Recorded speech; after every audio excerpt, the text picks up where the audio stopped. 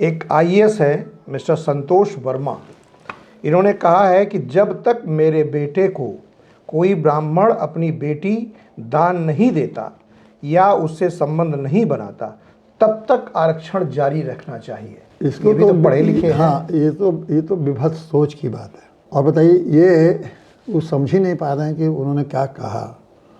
वर्मा जी अयोग्यता के बल पर तो कलेक्टर बन गए होंगे, आईएएस बन गए, अयोग्यता के बल पे आईएएस बन गए।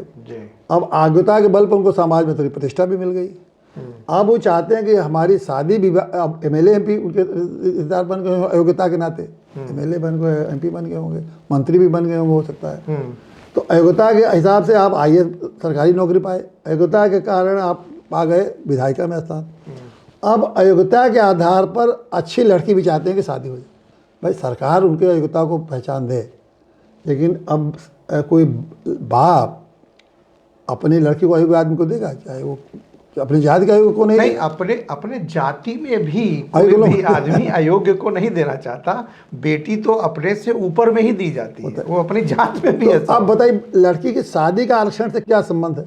तो हो सकता है कि वर्मा जी ये सोच रहे होंगे कि इसका भी कानून बन जाए कि ब्राह्मणों की या सवर्णों की लड़कियों की शादी हो तो 30% दलितों से। ये वही मैंने कहा, कितना विभत्सता है इसमें, कितना पागलपन है, कितना मूर्खता है।